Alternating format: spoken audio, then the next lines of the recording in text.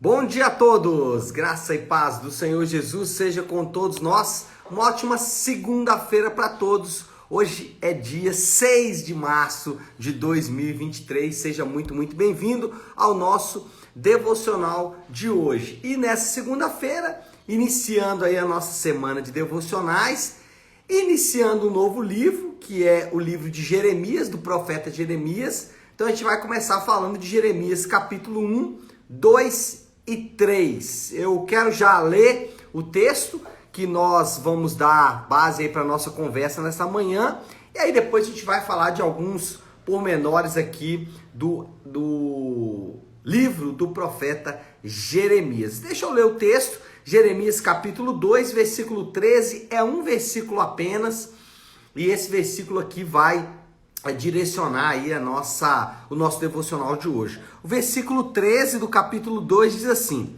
o meu povo cometeu dois erros.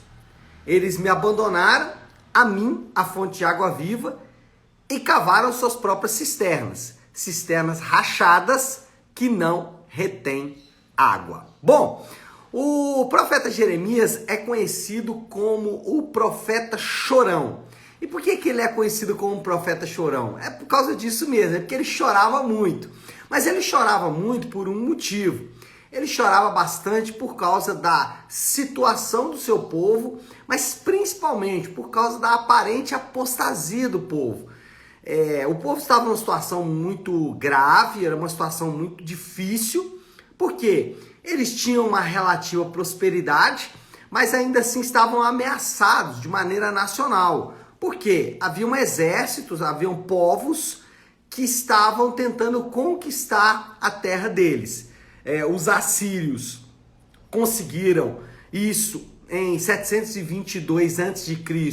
no Reino do Norte, e agora o Reino do Sul está sob grande ataque agora de um outro povo, os babilônicos, e Jeremias então chora, porque diante dessa situação grave, drástica, o povo parece que está meio anestesiado, não se toca muito dessas situações. E uma das missões, aliás, talvez a missão mais importante de Jeremias era ser então o profeta para essa nação. A sua primeira tarefa, seu primeiro encargo era de montar um caso, de montar literalmente uma acusação. Se você ler aqui a partir do capítulo 2, porque o capítulo 1 vai falar do chamado de Jeremias, e é muito pessoal, como Jeremias foi chamado, muito diferente, né? Mas a partir do capítulo 2, ele começa então a montar uma peça de acusação. Ele começa a dizer, olha, por que isso está acontecendo? E os motivos estão aqui. E ele começa então a listar esses motivos. E, de maneira resumida, basicamente, os crimes que esse povo cometeu foram os dois que Jeremias listou agora há pouco. Primeiro, abandonou o Senhor, a fonte de água viva, e pior, cavou cisterna rota, cisterna furada, que não retém água, né? O que isso significa? Então vamos falar de cada um desses dois crimes alistados por Jeremias, obviamente Jeremias falando da parte do Senhor. Quais são então esses dois crimes? Primeiro, abandonaram as fontes de águas vivas. O povo deixou de confiar no Senhor. E aqui deixar de confiar é muito significativo. Por quê? Porque o povo de Judá, o Reino do Sul, eles fazem alianças, por exemplo, com o Egito. E nós vamos ver aqui no decorrer do profeta Jeremias que Deus diz, olha, eu falei para vocês para não irem para o Egito. E eles fazem essa aliança. Por quê? Eles estavam confiando muito mais na capacidade deles de fazer alianças do que no próprio Deus. E aí quando a gente vai para os evangelhos, e a gente leu o evangelho de Lucas na última semana, a gente se lembra que nos evangelhos os homens, mulheres, as pessoas são, de maneira geral, chamadas à confiança em Deus. Então, várias vezes o Senhor Jesus diz, você confia em mim? Ou Às vezes ele disse, olha, porque você confiou em mim, você vai ser curado. Ele usava a palavra fé, né? A sua fé te salvou, vai-te em paz, a tua fé te curou e outras definições, mas a ideia é sempre a mesma, chamar as pessoas à confiança. Agora, o que significa confiar em Deus? Sabe que confiar em Deus é simplesmente aquela espécie de mantra, né? Eu confio muito em Deus. Mas será que confia mesmo? Bom, primeira coisa que a gente precisa definir quando falamos de confiar em Deus é que confiar em Deus significa que toda fonte de sustento e provisão são supridos em Deus. A ideia da confiança em Deus é que deixemos o nosso sustento e a nossa provisão totalmente por conta de Deus. Isso significa então que Deus, ou que confiar em Deus é dizer que nós vamos, a partir de agora, não fazer nada e ficar esperando que a provisão caia na nossa mesa?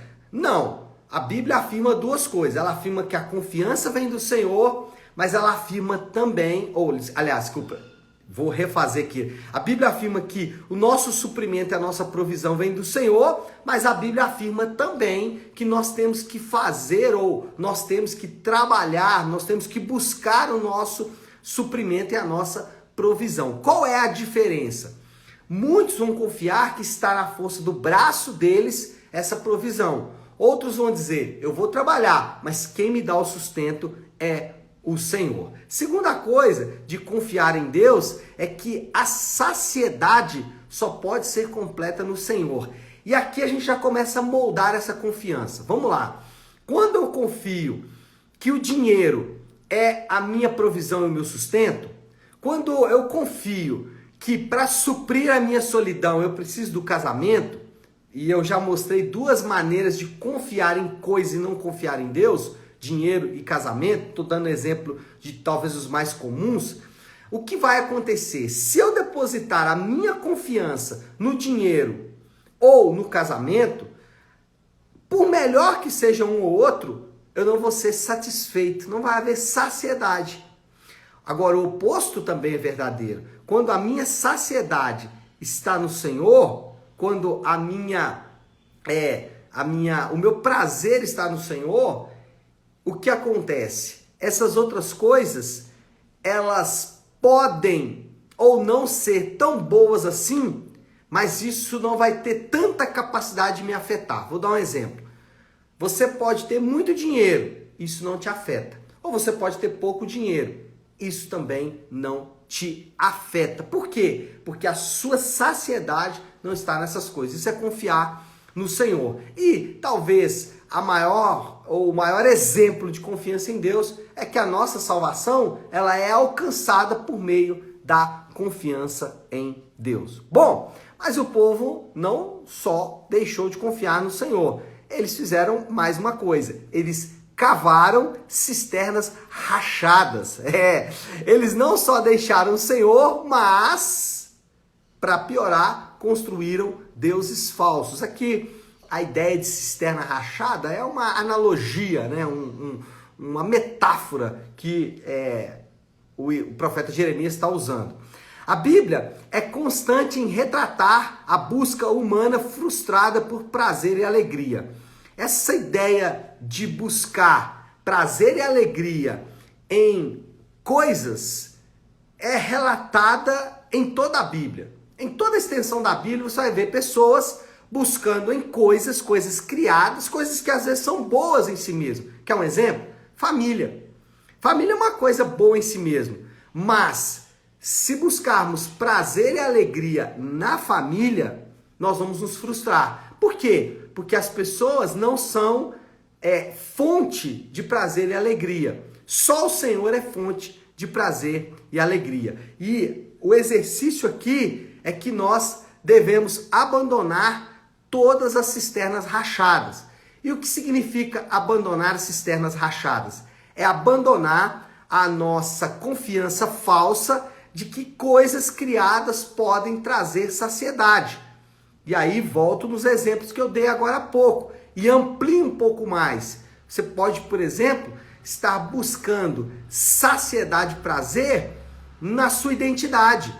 Então, o seu valor está no que você faz, e quando o que você faz não é valorizado, você cai a moral. Isso é o quê? Cisterna rachada. Precisamos abandonar todas as cisternas rachadas. E aí a gente já começa a concluir. Como fazer isso? Será que eu devo simplesmente deixar de confiar nessas coisas? A Bíblia não diz que isso é possível. O que ela diz? Jesus referiu-se à obra, referiu-se à sua obra na vida dos crentes como rios de água viva. Talvez Jesus estava mencionando ali o profeta Jeremias. Não precisa abrir, eu vou ler o texto para você que está lá em João capítulo 7, versículo 38. Jesus disse assim: quem crê em mim, como diz a Escritura, do seu interior fluirão rios de água viva. Então, o próprio Senhor Jesus fez uma ligação do seu ministério com essa fonte de água viva, com o retorno a essa fonte de água viva. O ponto aqui é dizer, só vamos experimentar o rio de água viva verdadeiro no Senhor. Não há maneira de abandonar as cisternas rachadas a não ser voltando para a fonte de águas vivas.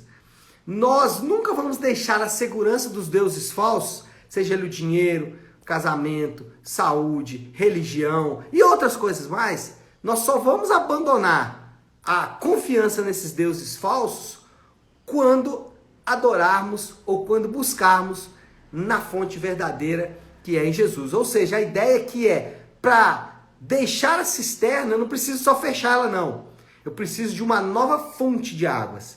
E a melhor maneira de deixar essa cisterna para trás é descobrindo a fonte de água viva. A ideia ali é uma fonte que vai ter sempre água. Eu não preciso armazenar ela. Ela vai estar sempre fluindo. E essa é a promessa que o Senhor Jesus fez para todos aqueles que o buscam. E aí, a gente já entra aqui na nossa aplicação, o desafio do Léo aí para esta segunda-feira, né? E nada melhor do que começar a segunda-feira com isso. Porque normalmente a gente já começa a segunda-feira pensando em como nós vamos viver essa semana, né? Inicialmente aqui, até no início do mês. Então, como posso viver isso? Como eu posso experimentar essa fonte de água viva? Como eu posso ser suprido por essa fonte de água viva e deixar a minha cisterna rachada para lá? Experimentar esse veio de água que sempre tem água. Bom, de duas maneiras. Primeiro, por meio da palavra de Deus. Por quê? A palavra de Deus, ela me mostra aonde é a verdadeira fonte. E aí, nós temos duas dinâmicas que são como duas faces de uma mesma moeda.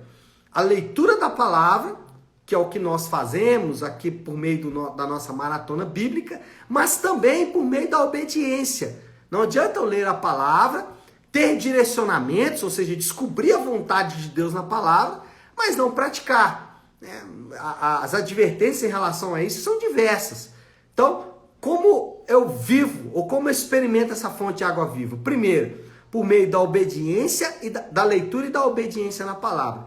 E segundo, por meio da oração. A oração é uma forma de Deus nos levar ou nos conscientizar desta fonte de água viva.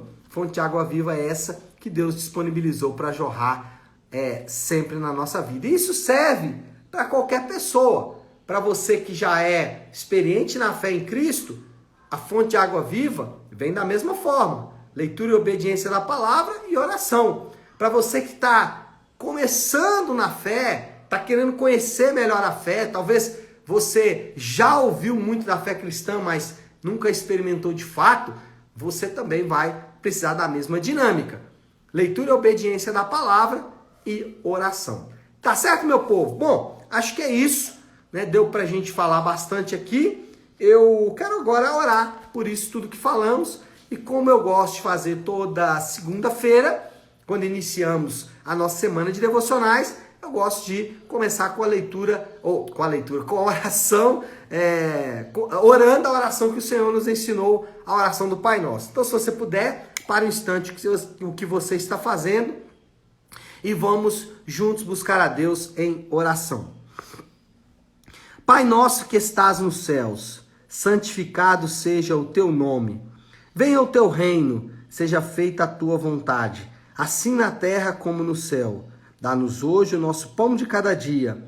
Perdoa as nossas dívidas, assim como perdoamos aos nossos devedores. E não nos deixes cair em tentação, mas livra-nos do mal, porque teu é o reino, o poder e a glória para sempre. Amém. Amém, meu povo. Bom, então é isso. Nós vamos ficando por aqui. Eu quero só deixar um recado importante para você. Hoje, às 20 horas, na nossa igreja Nave, nós temos o Nave Talk. O que é isso? É o momento em que nós vamos conversar sobre a palavra que foi ministrada ontem. Uma oportunidade de você fazer perguntas, uma oportunidade de você também colocar o seu posicionamento para que nós possamos aprender mais da palavra de Deus agora de uma forma mais intuitiva, né? Não mais tão dedutiva, mais intuitiva, onde a gente pode então conversar sobre a palavra. Então eu te espero hoje às 20 horas na nossa igreja Nave, tá bom? Deus te abençoe, uma excelente segunda-feira para todos. Fiquem com Deus.